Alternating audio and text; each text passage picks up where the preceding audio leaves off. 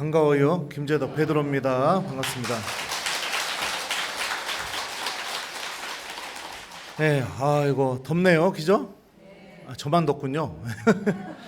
서울은 아주 이제 여름이 된 것 같아요. 천안은 아직 이 정도는 아닌데, 아무튼 여러분들 만나게 돼서 너무 반갑고, 그리고 또 이 성모님에 대해서 이야기하는 이 자리에 저를 초대해 주셔서 정말로 감사드립니다. 그 성모님 때문에 우리는 많은 오해를 받기도 합니다. 왜 성모님한테 굳이 기도해야 되는가? 예수님한테 직접 기도할 수 있는데 굳이 왜 성모님한테? 근데 우리가 이 성모님과 예수님의 관계를 이해하게 되면 나의 기도가 가장 효과적으로 주님께 다다르는 가장 빠른 길이 성모님이라는 걸 우리가 알 수 있습니다. 우리 여러분들 다 엄마죠? 아니요? 네, 그래. 엄마들의 특징이 뭘까요? 예? 엄마들의 특징은 뭐냐면 제가 생각할 땐 그래요. 저는 엄마가 안 돼봐서 모르겠지만 살리는 특별한 부르심을 받았어요. 밥을 해서 가족들을 살리고 그리고 또 자녀들이 생명을 누릴 수 있게 해주고 세상 안에서 기쁨을 찾을 수 있게 해주고 이게 엄마들이 하는 아주 특별한 부르심입니다. 제가 엊그제 월요일 날 동창 신부님들과 어버이날 행사를 함께 하기로 해가지고 부모님을 모시고서 이제 그 식당 그 예약한 식당으로 이렇게 갔어요. 그래서 운전을 하고 이렇게 가고 있는데 이제 차에 딱 타고 나서 이제 어머니가 묵주기도 5단을 바치시고 난 다음부터 가만히 계시다가 갑자기 이제 이야기를 막 하기 시작하는 거예요. 저는 막 누가 저한테 계속 얘기하면 저는 힘들어요 막. 근데도 뒤에서 계속 얘기를 하셔요 막. 얘기를 하시면서 쭉 얘기하시다가 이제 갑자기 얘기의 주제가 아버지를 향하게 됐어요. 그러더니 하시는 말씀이 그런 얘기를 하더라고요. 당신 나한테 잘해야 된다고. 그러니까 아버지가 내가 뭐 이러시는 거예요. 당신 나랑 결혼해갖고 옛날에 사고 쳤던 거 내가 다 수습해주고 지금 이렇게 살 수 있게 만들어주지 않았냐고. 그랬더니 아버지도 아무 말 없고 가만히 있는 거예요. 그러더니 이제 또 저한테 또 얘기를 하시는 거예요. 우리 신부님은 자매들 쳐다보기를 돌처럼 쳐다보면서 계속 앞으로만 전진해서 하느님을 향해서 가야 된다고 막. 엄마가 그렇게 얘기해가지고 아버지랑 저랑 꿀먹은 벙어리로 그냥 식당 도착할 때까지 아무 소리 안 하고 또 뭔 얘기했다간 또 뭐가 나올 것 같아가지고 그러면서 이렇게 어버이날 행사를 이렇게 하러 갔었습니다. 그래서 이제 동창 신부님들하고 좋은 식당 이렇게 빌려가지고 식사도 대접해드리고 어버이 은혜도 같이 불러드리고 꽃도 주고 그리고 또 엄마들은 빵 좋아하니까 빵도 좀 이렇게 사서 드리고 아버지들은 술 좋아하니까 와인도 드리고 그렇게 하고서 이렇게 왔어요. 여러분들 아들을 신부 만들면 이렇게 외롭지가 않아요. 왜냐하면 신부님이 되면 어떤 일이 벌어지는지 알아요? 제 가슴 속에 박혀 있는 여자는 딱 한 명이에요. 엄마밖에 없이요. 엄마를 통해서 저는 기도하는 법도 배웠고 예수님 사랑하는 법도 배웠고 하느님 말씀을 사랑하는 법도 배웠고 다 어머니가 가르쳐 주셨습니다. 제가 사제성소를 지킬 수 있었던 가장 중요한 요인 중에 하나가 바로 어머니였어요. 여자만 생기면 그 여자 만나가지고 저 모르게 만나서 중고등학교 때 따로 찻집에서 만나서 얘야 우리 재덕이 신부될 아이란다. 그러면서 엄마가 기도하던 묵주를 그 여자애한테 주면서 이걸로 우리 아들 위해서 기도 좀 해주렴. 그래가지고 여자를 사귀면 한 2-3달도 못 돼갖고 다 헤어지게 된 거예요 그냥. 나중에 얘기 들어봤더니 왜 나랑 헤어져야 되는데 네가 나 좋다고 했었잖아. 네가 나보고 사귀자고 했었잖아. 그래놓고 나한테 헤어지자고 하면 어떡해. 그러면 그렇게 했더니 얘기하는 여자들마다 다 뭐라고 얘기했냐면 오빠 엄마가 너무 무서워. 그래서 저는 어쩔 수 없이 사제직을 향해서 이렇게 걸어가게 되었었습니다. 공부를 마치고 귀국하기 전에 로마로 부모님을 한 번도 제가 모신 적이 없었어요. 오지 말라고 했었어요. 공부하는데 방해될 것 같아서. 그래서 다 끝나고 주교님이 한 서너 달 시간을 주셔가지고 귀국하기 전까지. 그래서 이제 부모님한테 전화를 했죠. 로마로 좀 오셔라. 아들 귀국하기 전에 아들하고 여행 좀 합시다. 그리고서 이제 동생한테 전화해서 네가 부모님 비행기표만 좀 사드려라. 나머지는 형이 알아서 준비할게. 그리고 나서 이제 로마에 보면은 신부님 없이 성지순례에 오는 팀들이 있어요. 거기 여행사 사장님들한테 얘기해가지고 이제 그런 팀들 받아가지고 알바를 뛰었죠. 알바를 뛰어서 이제 유학 신부가 돈이 어디 것이오. 그래가지고서 이제 부모님을 모시고 이제 유럽을 이렇게 다니기 시작했습니다. 그때 어디를 제일 가보고 싶냐고 이게 여쭤봤더니 두 분 다 하시는 말씀이 누르드랑 파티마 좀 가보고 싶다고. 그게 평생 소원이라고. 그러셔가지고 저희 아버지는 많은 분들이 아시겠지만 뇌출혈 때문에 오른쪽이 불편하세요. 그래서 이제 로마에서 누르드 근처에 있는 공항에 비행기표를 끊고 그리고서 이제 거기서 제가 승용차를 렌트를 해서, 왜냐하면 이태리 운전면허증이 있으면 유럽 어디서나 운전이 가능하거든요. 몸이 불편하신 아버지를 이제 아버지랑 어머니 뒤에 차에 태우고서 이제 운전해서 누르드에 탁 들어갔습니다. 들어가서 누르드에서 짐을 풀고 그 광장으로 탁 들어갔는데 처음으로 느낀 느낌이 뭐냐면 엄마 품에 온 기분이 들더라고요. 엄마가 내 옆에 있는데도 엄마 품에 온 것 같은 그런 느낌이 드는 거예요. 그냥 막 기도하고 싶고 여기를 막 떠나기가 싫은 거예요. 그리고서 이제 그날 처음으로 이제 부모님을 모시고 또 프랑스에서 유학하던 제 동창 신부도 저 온다고 해서 기차 타고 누르드로 왔어요. 그래서 이제 같이 미사를 드리는데 그날 미사 복음이, 당일 복음이 뭐였냐면 제 서품 성구가 들어있는 본문이었어요. 예수님이 베드로에게 물어보잖아요. 요한의 아들 시몬아 너는 나를 사랑하느냐 3번 물어보신 다음에 마지막에 이렇게 말씀하시죠. 나를 따라라. 이게 제 서품 성구예요. 예수님 따르기에 형편없다고 느껴지는 그 순간에 내가 주님을 다 버린 게 드러나가지고 예수님 앞에서 고개도 못 들 그런 순간에 예수님은 그런 베드로를 향해 사랑하냐고 물어보시고 그리고 난 뒤에 괜찮아 너 나 따라와 이렇게 말씀하시는 이 예수님의 사랑을 간직하고 싶어서 서품성구로 정했거든요. 근데 너무 신기한 게 그날 당일 복음이 제 서품성구가 들어간 복음이었습니다. 성모님께서 저를 환영해 주시고 초대해 주신다는 느낌이 제 마음속에서 강하게 느낄 수밖에 없었습니다. 그리고 난 뒤에 또 누르드에서 한 일주일 부모님하고 시간을 보내고 같이 미사하고 기도하고 그리고 난 뒤에 이제 파티마로 또 떠났죠. 그래서 파티마에서 밤에 그 수많은 교우들과 함께 이렇게 묵주 들고 이렇게 광장을 이렇게 걸으면서 묵주기도 바치는 그때 그 설레었던 마음이 아직도 제 마음속에 이렇게 남아 있습니다.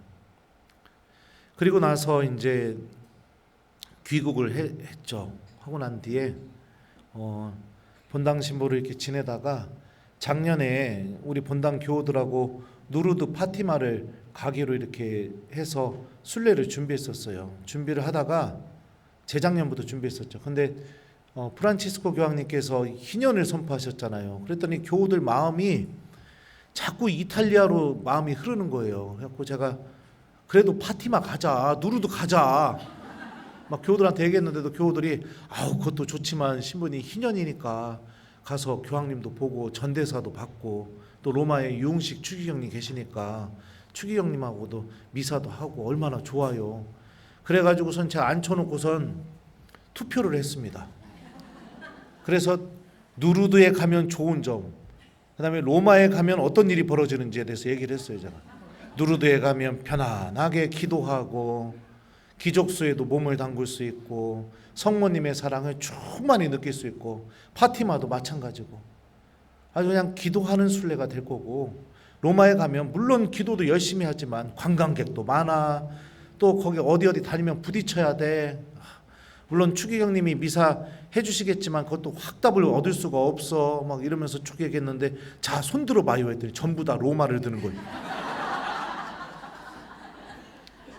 그래가지고 이 로마를 다녀왔어요. 근데 파티마를 꼭 가고 싶었던 이유가 뭐였냐면 파티마에 가서 파티마 성모님 성모상을 하나 제가 사고 싶었어요. 그래서 제가 이제 내년 1월 달에 우리 본당을 떠나거든요. 떠나기 전에 제대 옆에다가 파티마 성모님을 좀 모셔놓고 교우들에게 주는 선물로 이렇게 그렇게 하고 싶었었는데 그게 뭐 안 된 거죠. 그래서 그냥 아유 환장하겠네 이러고서 이제 로마를 다녀왔는데 참 성모님은 참 대단하신 게 뭐냐면 그런 제 마음을 아셨나? 이번 5월 27일, 28일에 그 포르투갈 파티마에 모셔져 있는 그 순례 성모상이 있어요. 그 성모상이 저희 본당을 방문하십니다. 네.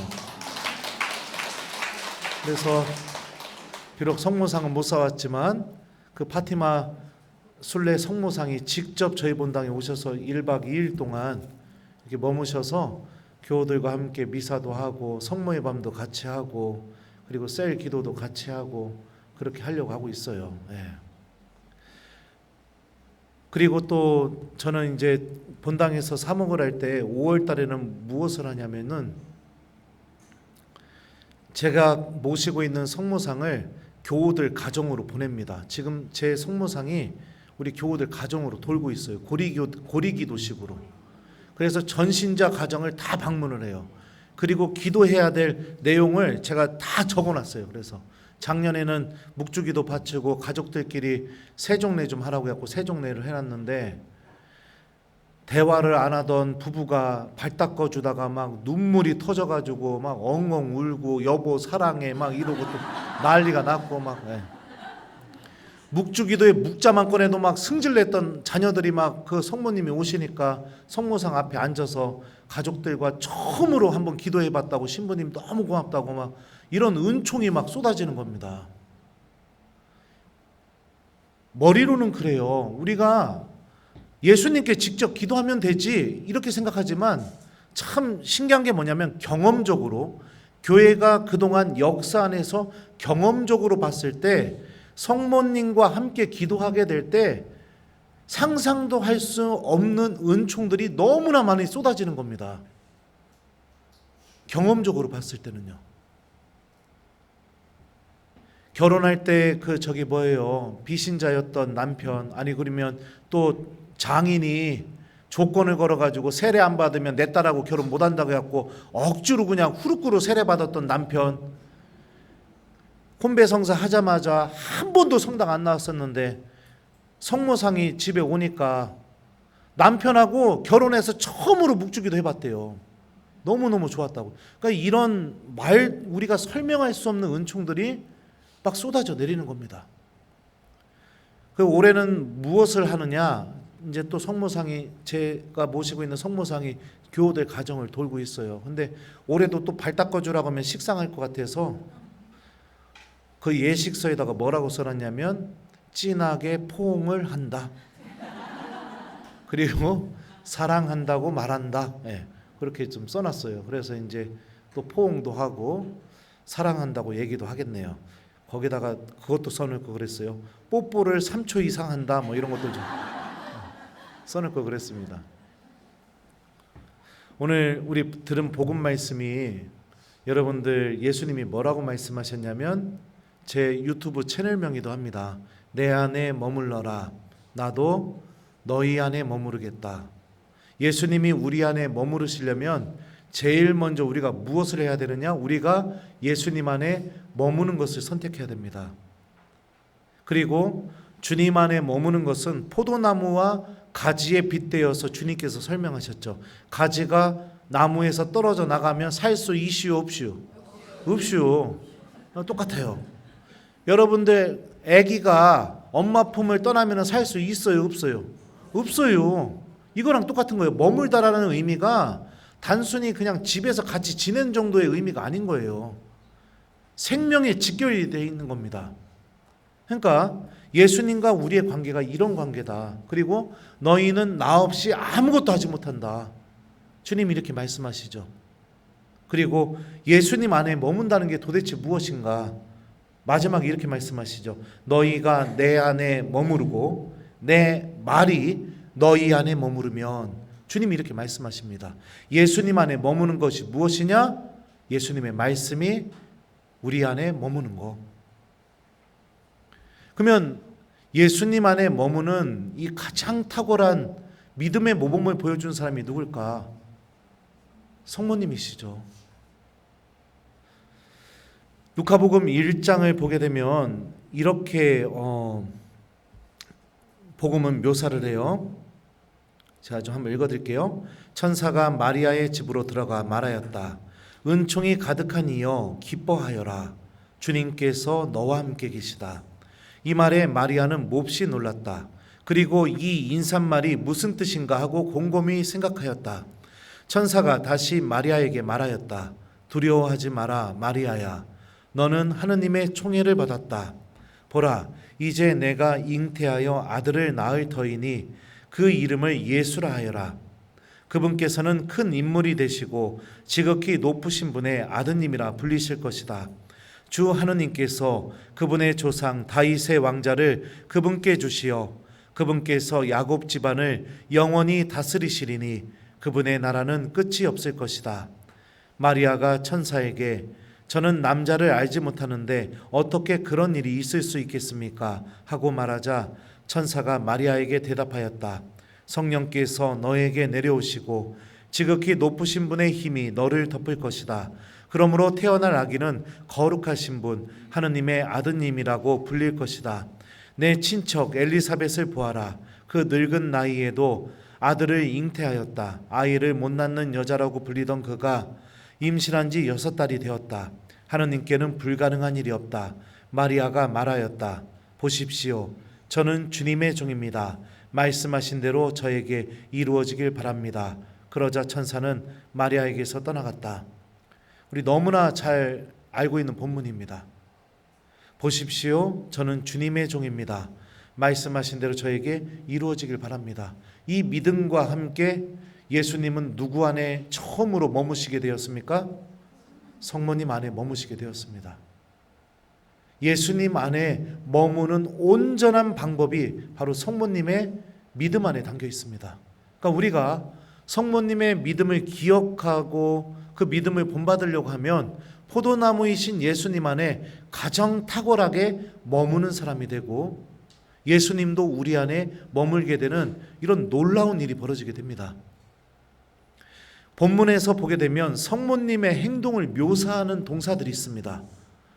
첫 번째는요, 천사의 말을 듣게 되었을 때 성모님에 대해서 이렇게 묘사합니다. 몹시 놀랐다. 그리고 이 인사말이 무슨 뜻인가 곰곰이 생각하였다. 그 성모님의 믿음의 모습을 보게 되면 몹시 놀랐다. 이 몹시 놀라다라는 이 단어는요, 어떤 의미를 갖고 있냐면요, 흔들다, 어지럽게 하다, 이런 의미를 갖고 있는 동사와 분리를 의미하는 전치사가 합성돼서 만들어졌어요. 그러니까 분리될 정도로 막 흔드는 겁니다. 몹시 놀란 게. 내가 어디로부터 막 떨어져 나갈 정도로 내 마음이 막 요동치는 거. 삶을 살면서 그런 경험 해본 적 있어요? 네, 언제요? 저는 중학교 때 친구들이 여자친구랑 사귀었는데 뽀뽀도 못 해봤냐고 했고 뽀뽀 한번 하려고 했다가 마음이 한번 그랬던 적이 있었는데 네, 결국에는 심장이 터질 것 같아서 못했어요. 미안합니다. 이 거룩한 미사에서 네. 그냥 막 요동치게 되는 무엇인가로부터 떨어져 나갈 정도로 요동치게 되는 상태. 성모님의 마음의 상태가 그런 상태였어요. 가브리엘 천사가 인사를 했을 때 주님께서 너와 함께 계시다 이렇게 말씀하셨을 때 막 요동치게 되는 그런 일이 벌어지게 된 겁니다. 왜 요동쳤을까? 여러분들 하나님 체험하다 보면 어떨 때는 내 마음이 막 요동이 칠 때가 있어요. 그렇게 요동치는 순간에 성모님의 믿음의 모습은 무엇이냐? 곰곰이 생각하였다. 이게 성모님의 믿음의 첫 번째 모습입니다. 내 마음이 요동치고 흔들리고 혼란스럽고 이럴 때 즉각적으로 반응하지 않고 곰곰이 생각하는 행동을 갖고 있죠. 곰곰이 생각하다, 이 뜻은요, 내면적으로 신중하게 생각하다, 이런 의미를 갖고 있어요. 무슨 뜻인지 주의 깊게 따져보고 마음속으로 추론하고 숙고하는 과정을 묘사하는 단어입니다. 이게 도대체 무슨 뜻일까? 어떤 의미일까? 곰곰이 하느님의 뜻이 무엇일까? 이렇게 생각할 줄 아는 그런 행동을 보여주죠. 일비하지 않는 그런 마음을 갖고 있었다는 겁니다. 어떤 분들은 그래요. 그냥 말 한마디 하면은 그 말에 그냥 혼자 막 그냥 그거를 이상하게 해석해 가지고선 한 5분 단지났는데 와가지고 무슨 의도로 나한테 그렇게 얘기했어? 너나 똑바로 해. 막 이러면서 막 얘기를 해요. 그러니까 그냥 아유 머리 하셨네요? 이러고 갔더니 머리 하셨네요? 그럼 뭐 내 머리가 뭐 이상하다는 거야? 뭐 어떡하다는 거야? 막 지가 내 머리 하는데 뭐 돈이라도 줬어? 이러고서 가가지고서 무슨 뜻으로 그렇게 얘기했어? 막 이런 분들이 있어요. 그냥 말 한마디에 그냥 확 그냥 이렇게 막 마음이 요동치는 그런 사람들. 성모님은 그러지 않았다는 겁니다. 무슨 뜻일까? 하나님이 나에게 바라시는 게 무엇일까? 멈추고 생각할 줄 아는 그런 모습을 갖고 있었죠. 멈출 줄 아는 지혜가 필요합니다. 내 마음을 요동치게 만드는 말들, 행동들, 사건들 앞에서.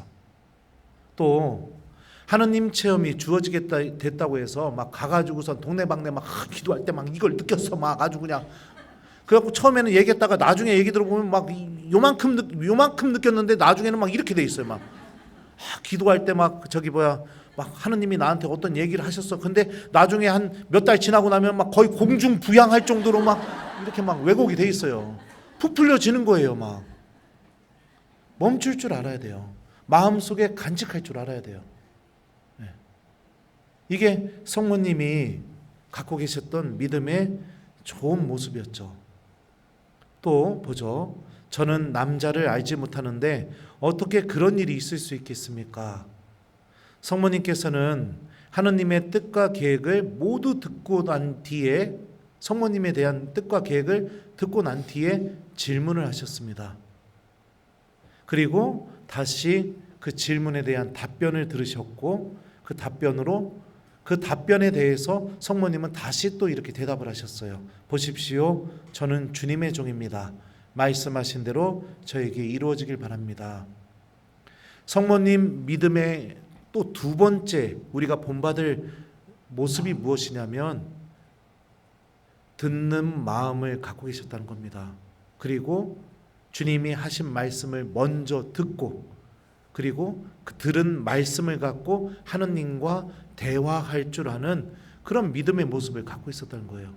근데 우리가 보통 기도할 때 어떻게 기도하나요? 먼저 들으려고 하는 기도를 하는 교우들이 그렇게 많지가 않습니다. 성호경 듣자마자 곧바로 내가 하고 싶은 말부터 마음속으로 막 얘기해요. 성체를 모시고 나서도 그냥 내가 하고 싶은 얘기부터 막 하기 시작해요. 막 주님 막 은총을 주시고 그다음에 또 막 뭐라고 할까요?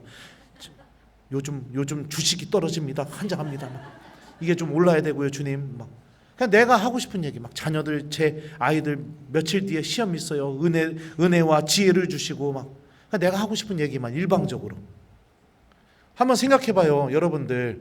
어떤 교우들과 함께 커피를 마시러 카페에 갔어요. 딱 앉았는데 앉자마자 야 들어봐 하면서 카페에 나갈 때까지 한 2시간 3시간 동안 계속 그 사람만 얘기하면 그러네 나도 좀 얘기해볼 때 야 그런 데 있잖아 이러면서 또 막 얘기를 해요. 자, 그런 사람과 여러분들 대화를 또 하고 싶다. 2번 하기 싫어진다. 몇 번이에요? 네, 그렇죠. 네. 자기 말만 계속하면. 네. 성모님은 먼저 듣는 마음을 갖고 계셨습니다.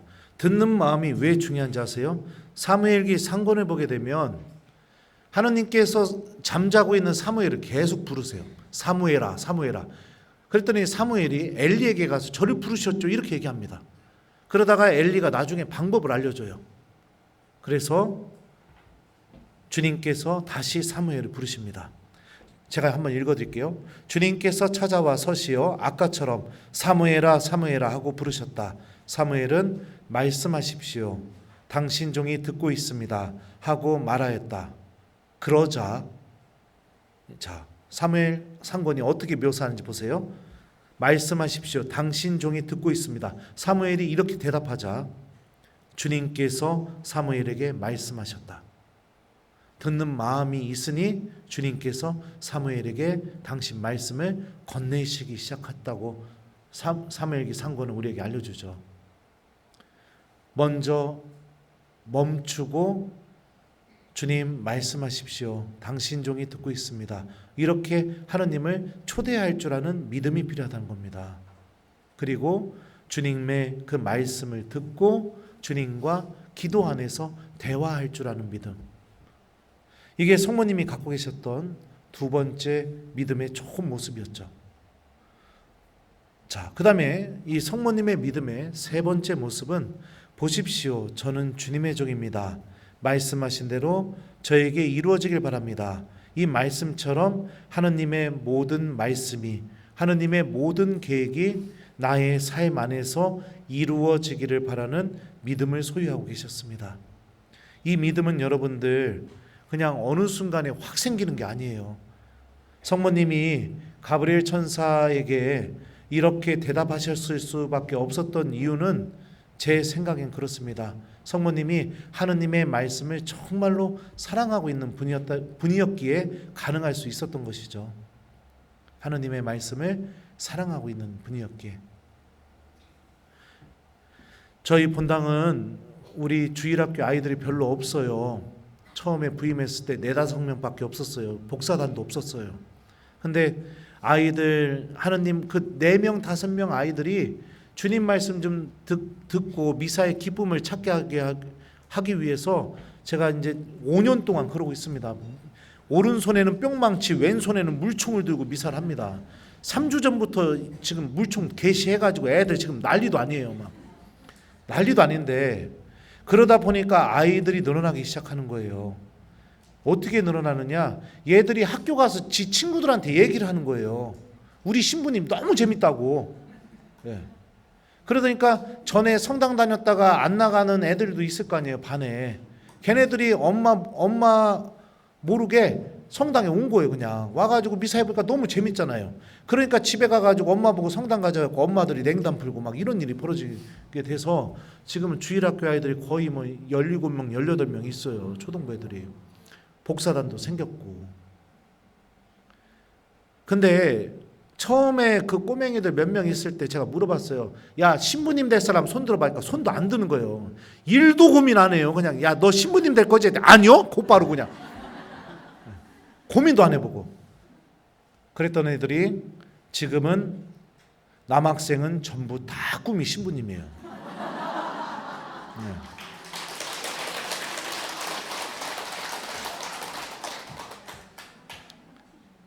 여학생들은 몇 명만 꿈이 수녀님이에요. 하느님 말씀을 계속 사랑하다 보니까 성모님처럼 하느님의 뜻이 내 안에 이루어지기를 바라는 믿음을 아이들이 갖기 시작하게 된 거죠. 제 본당에 이번에 신학교 입학한 애가 있어요. 원래 우리 본당 청년이 아니었습니다. 좀 나이가 많은 청년이에요. 근데 얘가 대학교를 천안에서 다녔었는데 대학교 다니던 중에 대부분의 시간은 냉담하고 지내다가 어느 날 냉담을 풀고 저희 본당에 주일 미사를 계속 드리러 온 거예요. 유심히 계속 지켜봤죠. 그러다가 제가 붙잡았어요. 자네는 뭐 하는 사람인가? 이렇게 물어봤죠. 그랬더니 집은 어디고 대학교가 여기라서 미사를 이렇게 여기로 나오고 있다고 그러더라고요. 그래갖고 제가 그러면은 너 신부님하고 성경 공부 안 할래? 그래가지고서 이제 청년 성서 모임이라고 있어요, 본당에. 거기에 이제 같이 그룹을 만들어서 이제 창세기를 공부하기 시켰어요. 그리고 난 뒤에 이제 교구에서 이제 그 창세기 그룹 모임이 끝나면 이제 공부한 청년들을 다 모아갖고 연수를 해요. 그래서 이제 거기에서 이제 3박 4일 동안 창세기에 대해서 아주 집중적으로 공부를 하고, 그리고 그 뭐 여러 가지 게임이나 프로그램도 하고 미사도 드리면서 창세기 말씀에 푹 빠지게 이렇게 하는 프로그램이 있습니다. 청년 성서 모임이라고 하는데, 제가 이제 그 청년한테 거길 꼭 가라고 막 그렇게 얘기했어요. 그리고서 이제 그래도 신부님 그냥 여기서 배운 걸로 될 것 같은데, 아니야 거기 강의하시는 신부님이 아주 명강사야. 너 가게 되면은 네가 하느님 말씀에 푹 빠지게 될 거야. 가. 그래갖고 꼬셔서 보냈단 말이에요. 그 연수 강의를 제가 했습니다.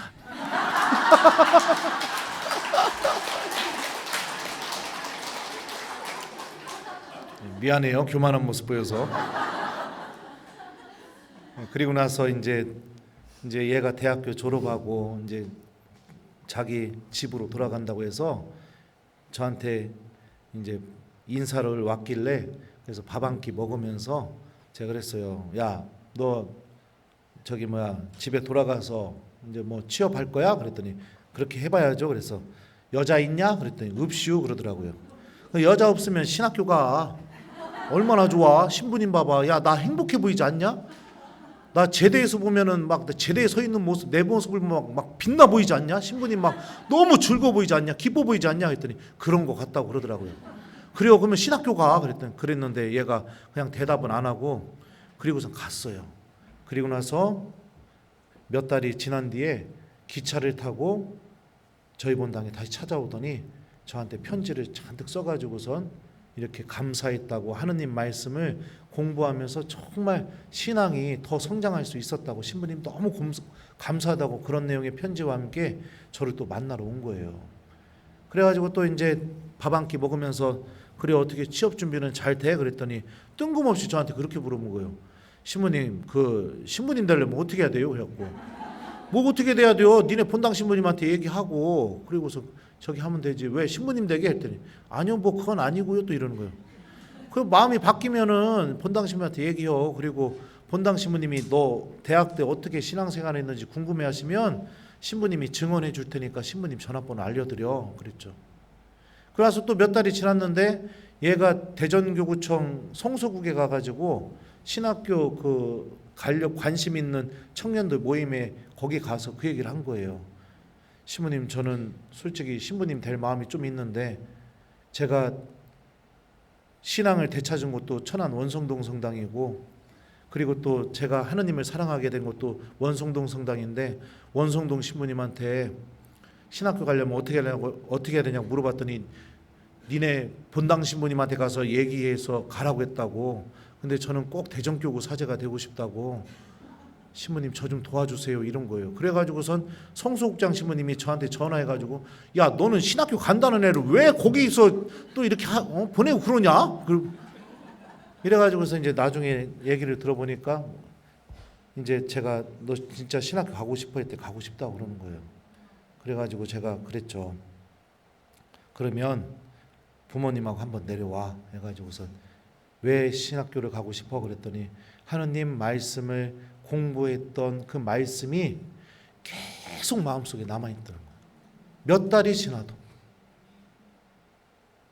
그리고 제가 또 물어봤어요. 그래 그러면 너는 어떤 신부님이 되고 싶어 했더니 성모님을 알리는 사제가 되고 싶대요. 그래서 제가 그랬죠. 부모님한테 그러면 방법이 없습니다. 가장 편한 방법은 지금 부모님이 계신 본당 신부님한테 알려서 거기서 신학교를 보내는 게 가장 간단합니다. 그럼에도 불구하고 꼭 대전교구 사제가 되고 싶고 반드시 이 원성동 성당에서 신학교를 입학하고 싶다면 방법이 없습니다. 아파트 다 팔고 내려오세요. 천안에다가 교족을 옮기세요. 그 방법밖에 없어요. 그랬는데 2달 뒤에 그 부모가 아파트를 다 팔고 내려왔어요.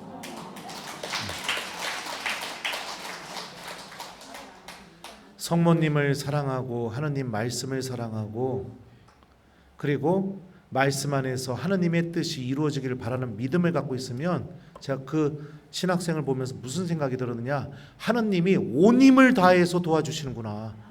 온 힘을 다해서. 그 아버지는 연고지, 엄마도 마찬가지, 아무 아는 사람도 없는 이곳에 내려와 가지고 그래서 신학교를 준비해서 올해 들어갔어요. 신학교에.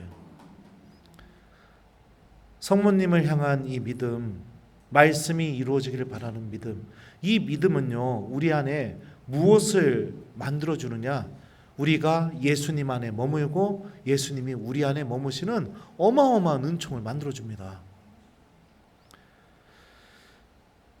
카나의 혼인잔치에서도 성모님께서는 일꾼들에게 이렇게 말씀하셔요. 무엇이든지 그가 시키는 대로 하여라.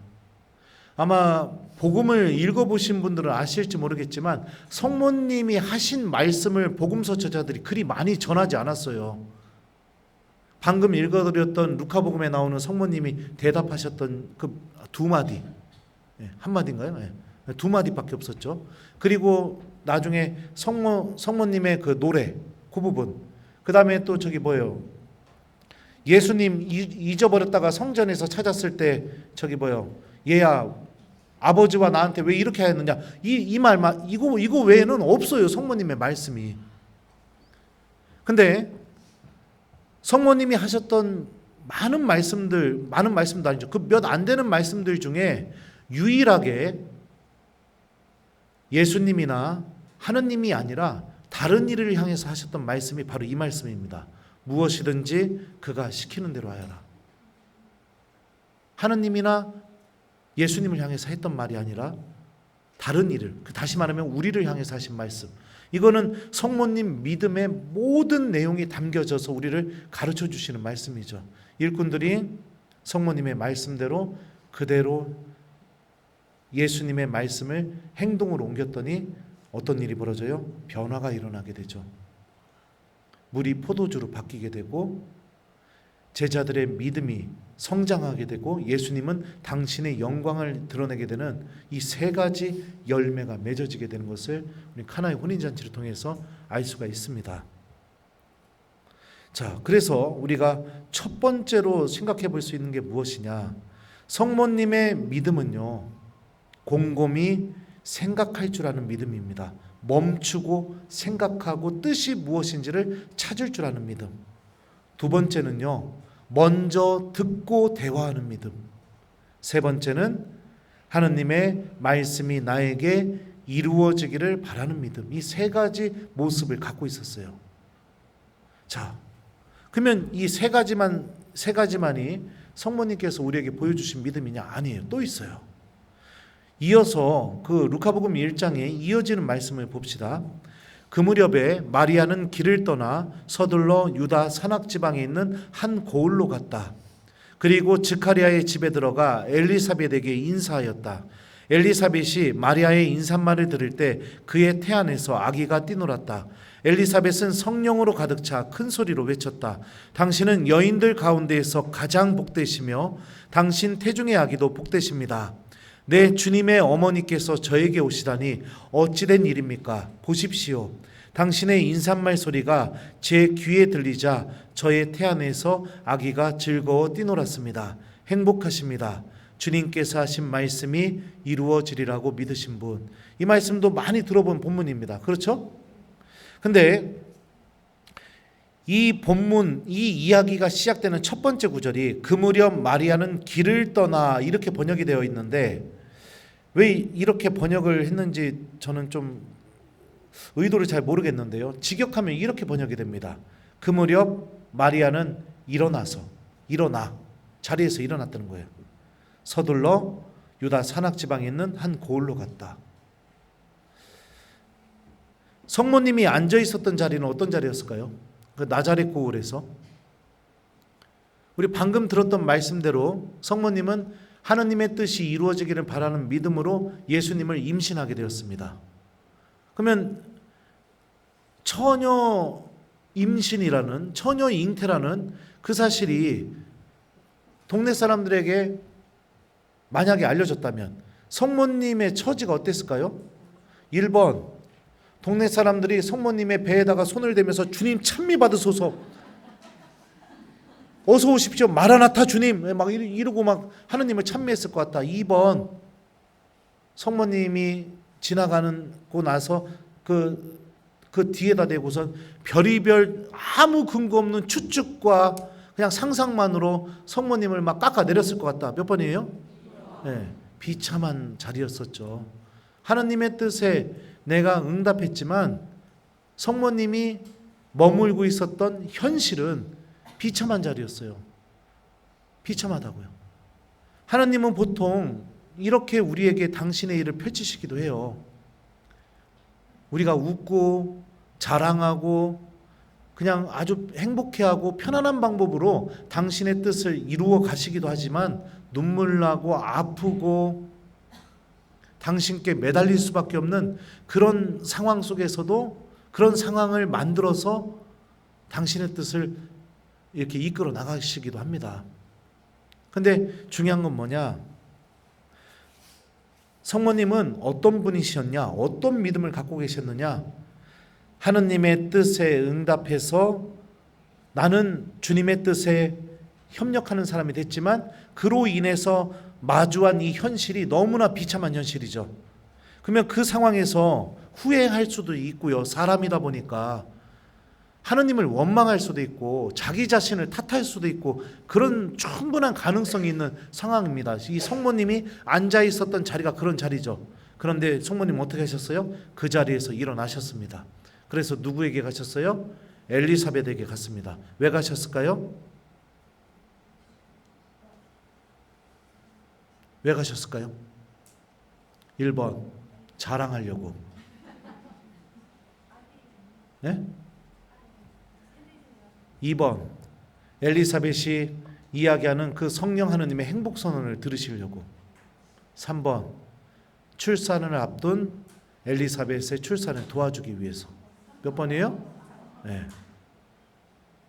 성모님의 믿음은 어떤 모습이냐?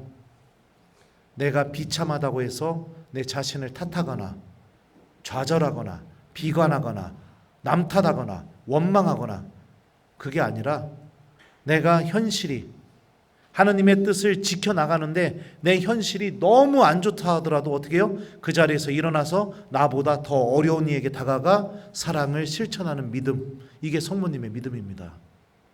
가장 작은 이에게 준 게 바로 나에게 준 것이다. 이 예수님의 말씀처럼 나도 힘들고 어렵지만 그래서 나만 생각하는 그런 이기적인 믿음이 아니라 그 자리에서 일어나서 도움이 필요한 이에게 다가가서 사랑을 실천하는 믿음이에요. 이 선택을 하게 되자 놀라운 일이 벌어지게 됩니다. 그게 어떤 일이냐?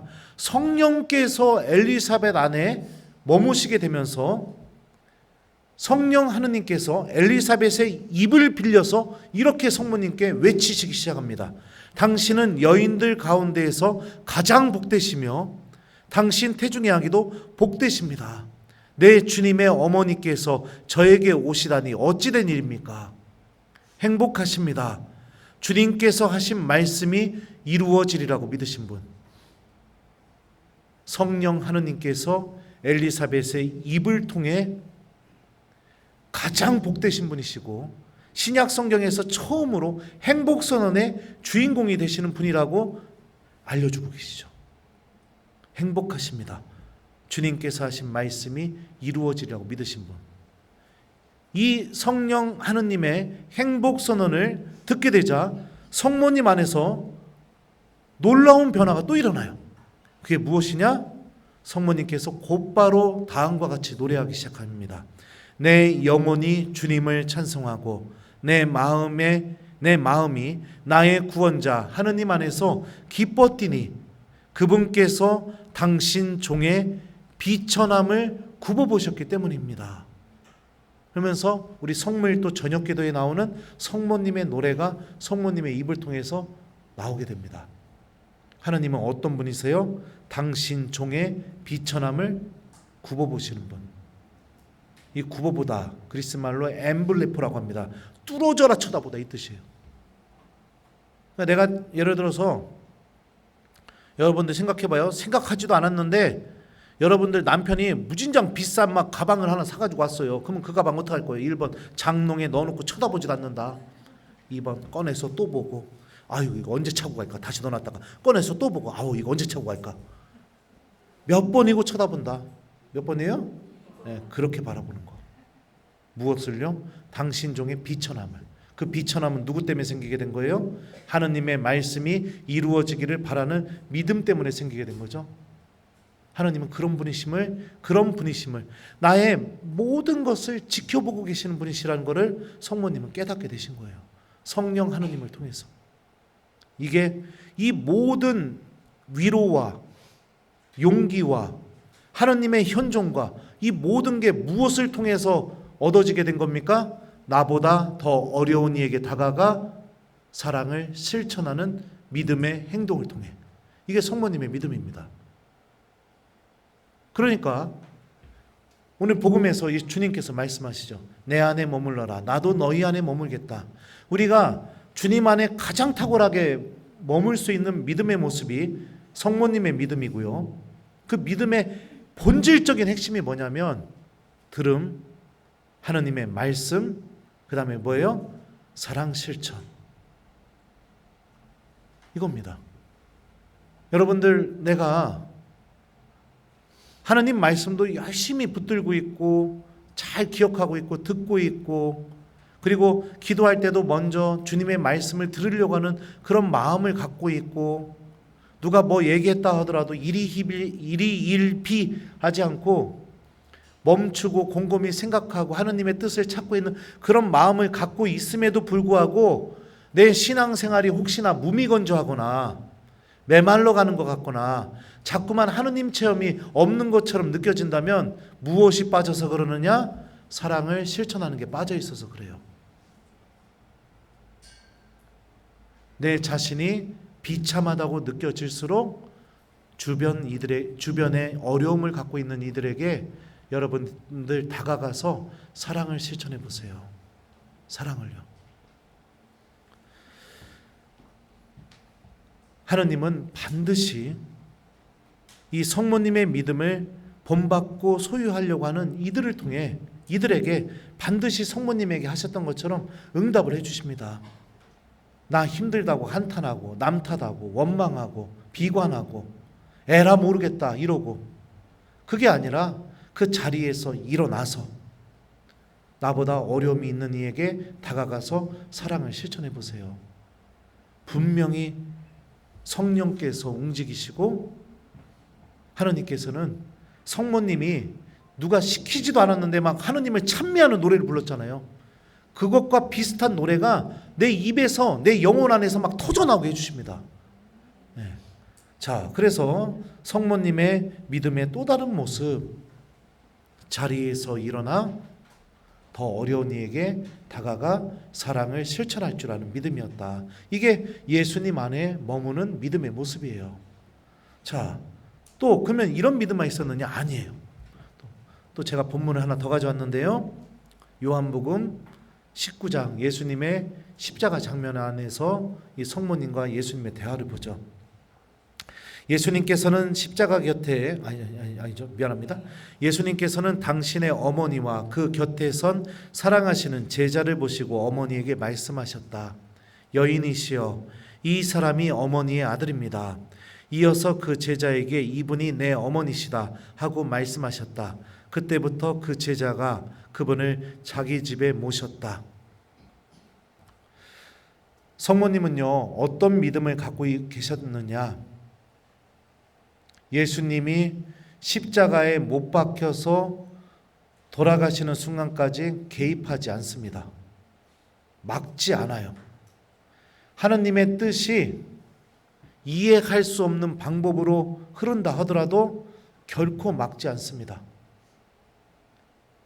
다시 말하면 자녀에 대한 내 욕심이 투영이 돼서 내가 정한 기준대로 내 자녀가 삶을 살아가기를 바라는 게 아니라 자녀를 통해 주님께서 이루고자 하시는 그 하느님의 뜻에 끝까지 순종하는 믿음을 갖고 계세요.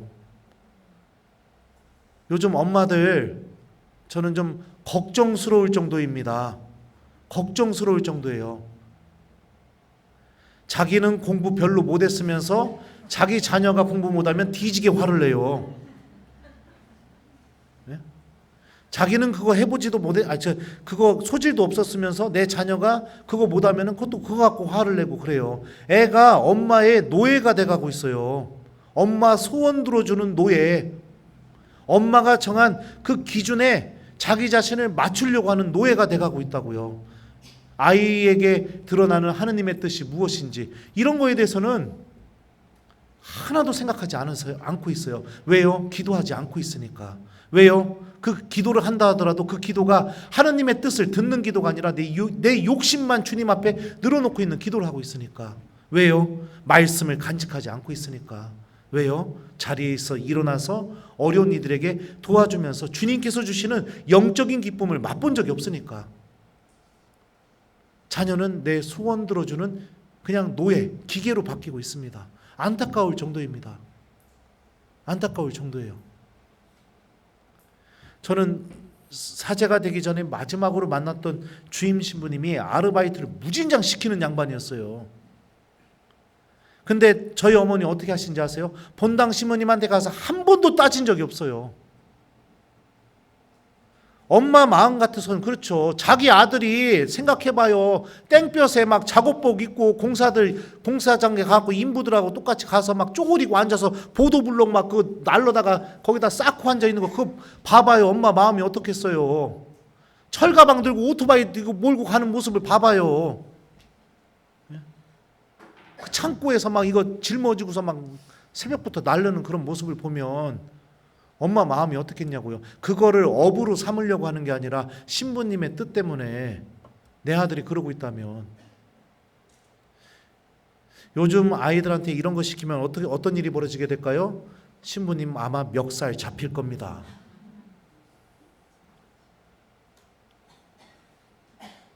묵주 들고 기도하고 계셨어요. 막지 않으셨다고요. 하느님의 뜻이 내가 좋아하지 않는 방법으로 내 자녀에게 펼쳐진다 하더라도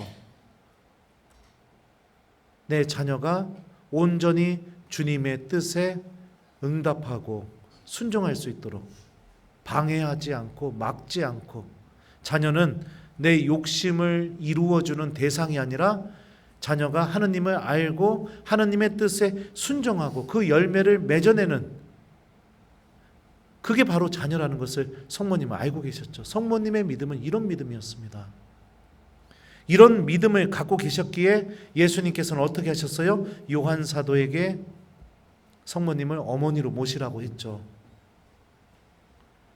하느님의 뜻이 이루어지는데 온전히 협력할 줄 아는 믿음을 소유하셨으니까. 그래서 요한 사도는 성모님을 어머니로 모시게 되자 어떤 일이 벌어져요? 변화가 일어나죠. 제가 지난번에 왔을 때 요한 사도가 성모님께 봉헌되게 되었을 때 어떤 변화가 일어났는지 강의해 줬었습니다.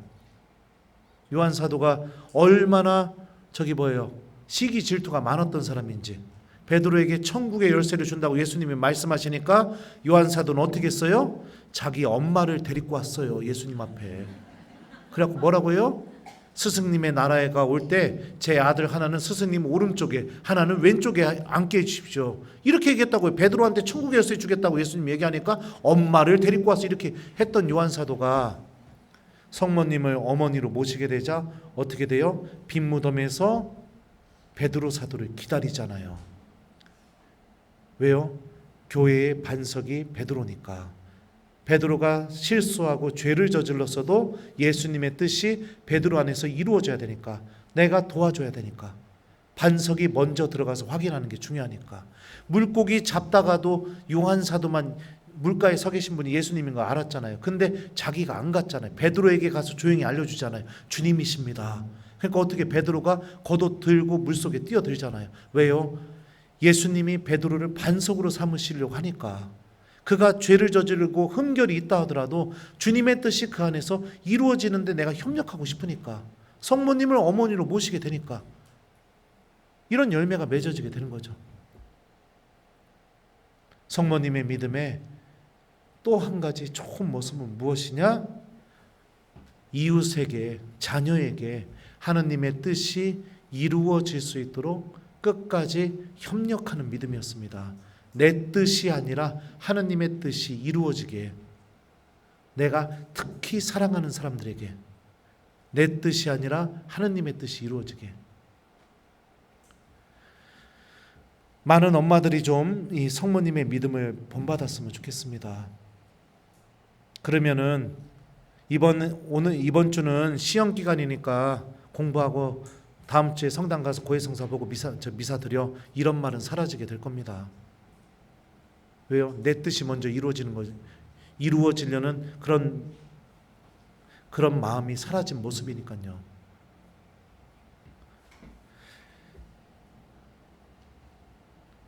그리고 나서 성모님은 또 어떤 믿음을 소유하고 계셨느냐? 요한 사도의 어머니가 되셨다는 것은 여러분들 사도들의 모후가 되셨다는 것을 의미해요. 사도들의 모후가 되셨다는 것은 사도들이 일으킬 교회의 또 어머니가 되셨다는 것을 의미하죠.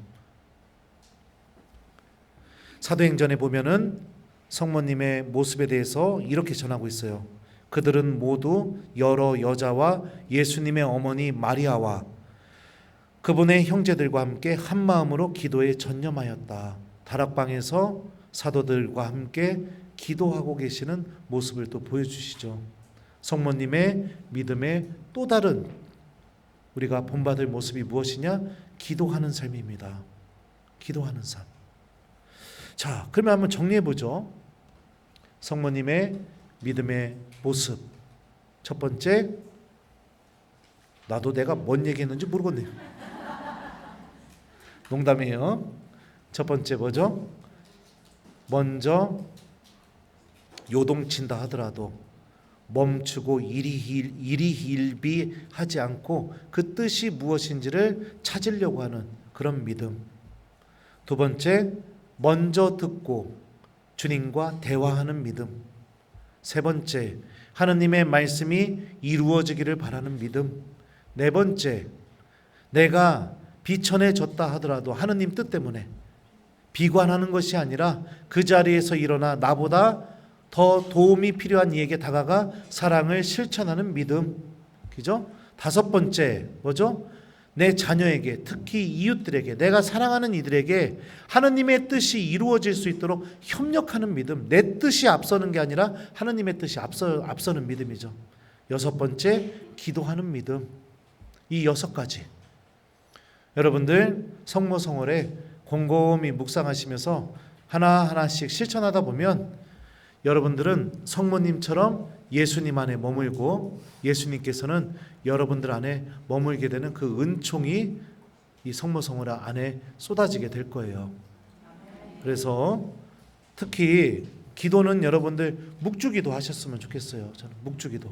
제가 그 루도비코 성인이 쓴 성모님께 대한 참된 신심을 보게 되면요, 묵주기도에서 이 성모성이 갖고 있는 힘에 대해서 루도비코 성인이 이렇게 이야기하고 있어요.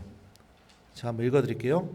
인류의 구원도 가브리엘 천사의 아베 마리아를 통해서 시작되었으니까 각 개인의 구원도 이 기도와 밀접하게 깊이 관련되어 있다고 널리 알리고 또 선언하는 것이다. 성모성이야말로 거칠고 메마른 이 세상에 생명의 열매를 맺게 하였고 이 기도를 열심히 바칠 때 우리들의 영혼 속에 하느님 말씀의 새싹이 피어나게 하여 생명의 열매인 그리스도를 향해 성장해 갈 것이라고 성인들은 말한다. 성모성의 앞부분은 가브리엘 천사가 성모님께 하셨던 그 말로 이루어져 있어요. 그 가브리엘 천사의 인사말을 통해서 성모님 안에 예수님께서 탄생하시게 된 것처럼 우리가 성모님을 계속 사랑하게 되면 어떤 일이 벌어지게 되느냐? 성모님처럼 하느님의 말씀을 사랑하게 되고, 그래서 루도비코 성인이 뭐라고 했냐면 하느님 말씀의 새싹이 피어나게 하여 우리 안에 생명의 열매인 그리스도를 향해 성장해 갈 것이다. 이게 성모성이 갖고 있는 놀라운 은총이라고 루도비코 성인은 이야기합니다. 그리고 또 참된 신심을 보게 되면 이렇게 또 전하고 있어요. 복자 알라노 드 로시가 묵주기도의 존엄성에 관하여 자신의 책에 썼던 것처럼 마리아께서는 그에게 발현하시어 이렇게 말씀하셨다. 나의 아들아, 전 인류에게 구원을 들려준 가브리엘 천사의 인사말 성모성을 바치는 것에 누가 만일 불쾌감을 갖는다든지 성모성을 외우는데 무성의하고 태만하든지 하면 그것은 영원한 구원에 있어서 위험한 징조임을 모든 사람에게 알려라. 성모님이 이렇게 말씀하셨답니다. 성모성을 싫어한다는 것은 어떤 뜻이에요? 영원한 구원에 있어서 내가 지금 위험한 상태에 놓여 있다는 징조이다. 그래서 루도비코 성인이 이렇게 씁니다.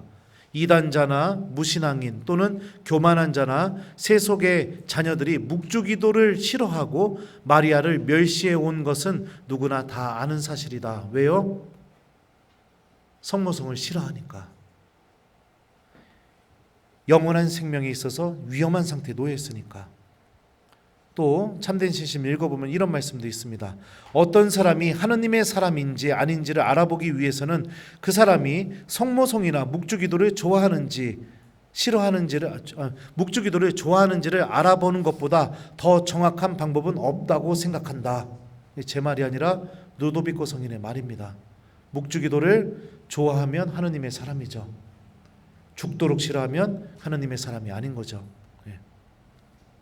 아무튼 그래서 우리 성모님의 믿음을 좀 잘 본받았으면 좋겠어요. 그래서 제가 한 6가지 얘기해 줬죠. 하느님의 뜻이 무엇인지 찾고 멈추고 생각할 줄 아는 믿음, 먼저 들을 줄 알고 그 안에서 하느님과 대화하는 믿음, 말씀이 이루어지기를 바라는 믿음, 더 어려운 이웃에게 찾아가 사랑을 실천하는 믿음, 내 뜻이 아니라 하느님의 뜻이 내 자녀들에게 내 이웃들에게 이루어지는 데 협력하는 믿음, 그리고 기도할 줄 아는 믿음. 이 6가지를 여러분들 마음속에 잘 간직하면서 성모성을 기쁘게 잘 보내시면 여러분들도 성모님께서 주시는 그 놀라운 그 은총으로 예수님 안에 머무시고 또 예수님께서도 여러분들 안에 머무시는 그 기쁨, 설명할 수 없이 속에서부터 터져나오는 그 기쁨을 충만히 맛보는 성모성을 보내실 거라고 저는 확신합니다. 자, 어떻게 들을만 했슈? 네. 그리고 그러면 이제 나 미사 빨리 끝내고 가야 돼. 이제 기차 타고 가야 돼. 부족한 강의 들어주셔서 감사합니다.